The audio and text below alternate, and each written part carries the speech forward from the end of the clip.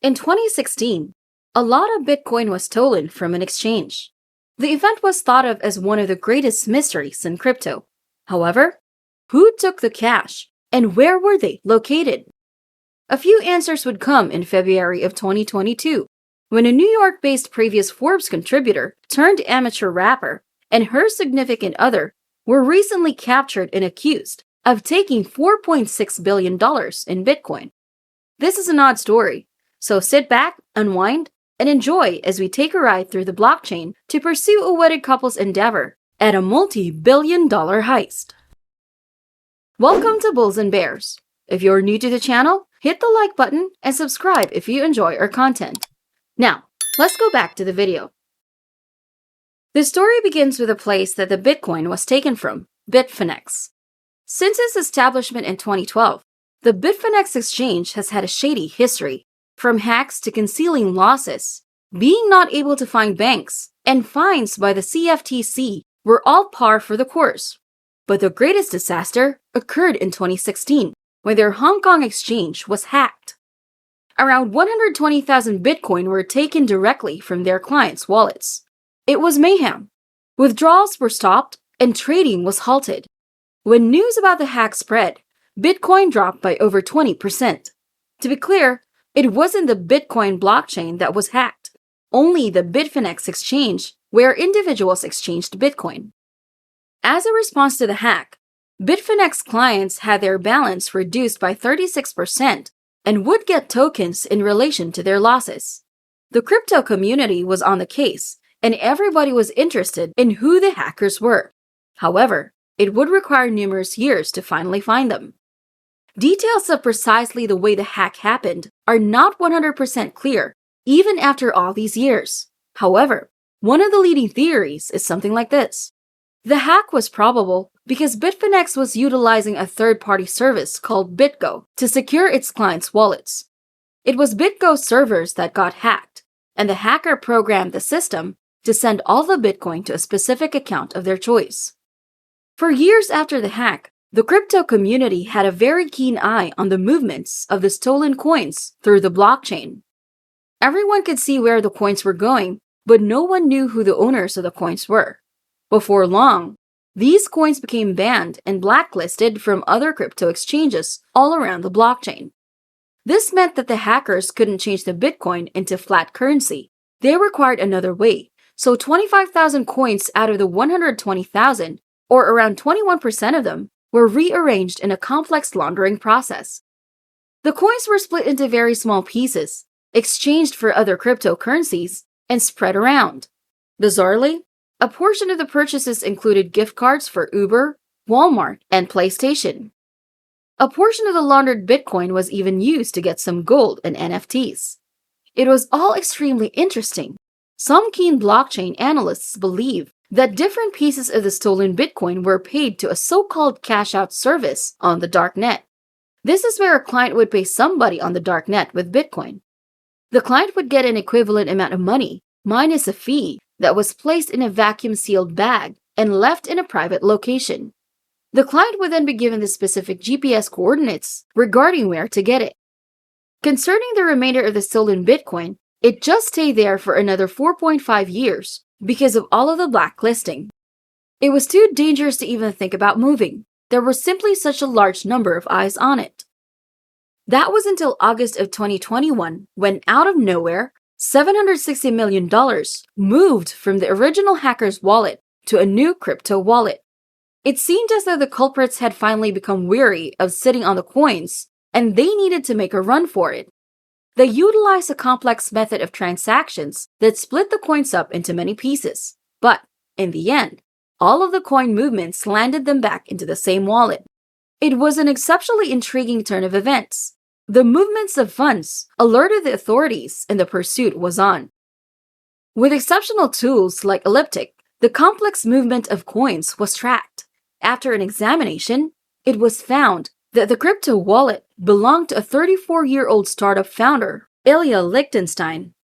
Lichtenstein and his significant other Heather Morgan, aged 31, allegedly plotted to launder the cash.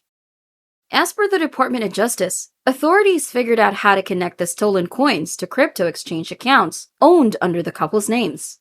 So who were these two? Now, this is where things get truly intriguing, unexpected, and tremendously bizarre. Liechtenstein was a Russian U.S. national. He experienced childhood in Chicago and went to the University of Wisconsin. As per the individuals who knew him, he was portrayed as quiet and observant, but he had a guarded wall around him. While Liechtenstein was a co-founder of a blockchain startup, since the capture, the greater part of the emphasis has been on his significant other, Heather Morgan.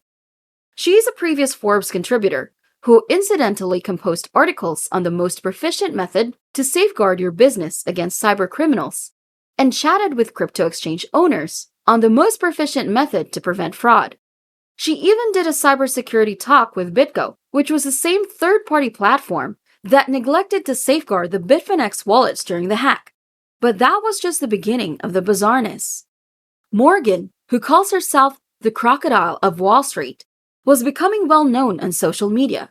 She was an amateur rapper by the name of Razzle Khan, a name she thought of. That would be a reference to Genghis Khan, but quote, with more pizzas. Her music recordings, TikToks, and rapping can only be described as fit for North Korean torment. Please accept my apologies. Silly as her social media posts were, it seemed like she had expertise in social engineering. She gave a course in 2019 about how to engineer yourself into anything socially. Tips included, while at an event, pretend to use your phone to call a fake friend.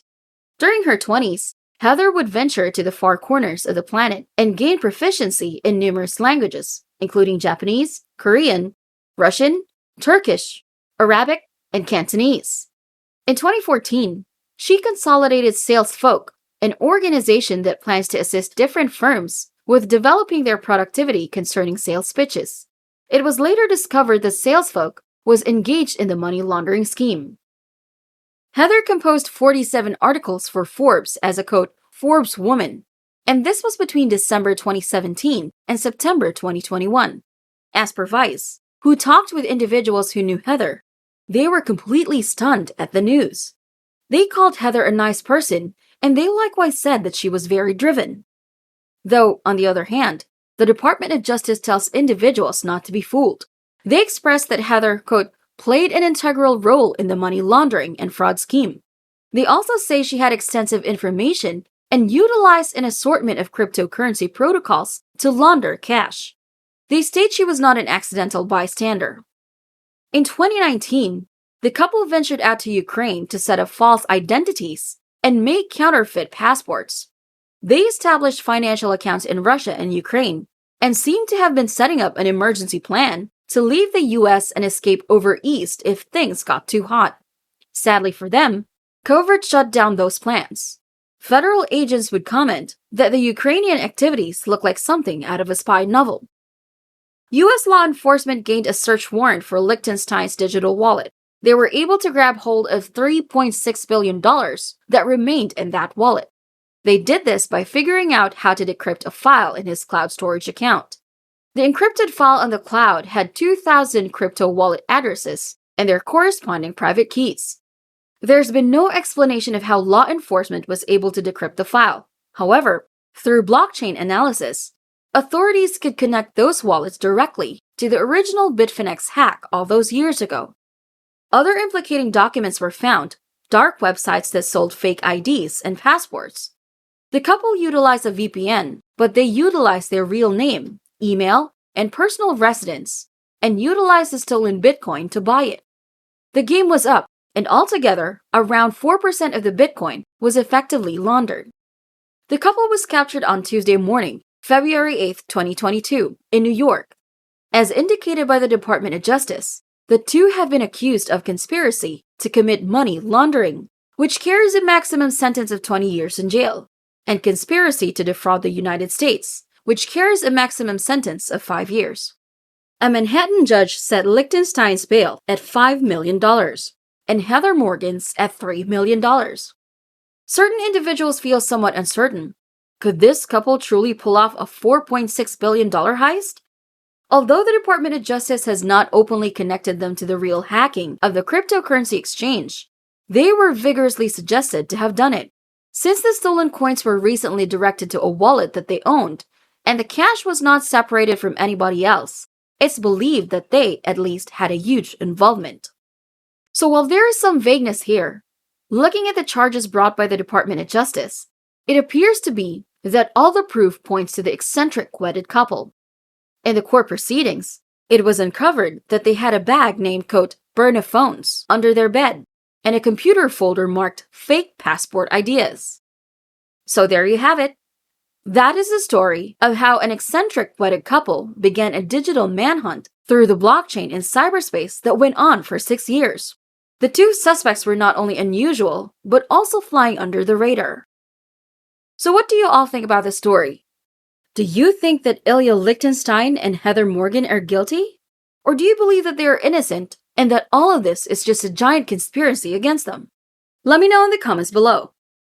If you enjoyed this video, hit the subscribe button, click on the notification bell to be updated on our new videos, and don't forget to give us a like if you want more videos similar to this one. See you in our next video!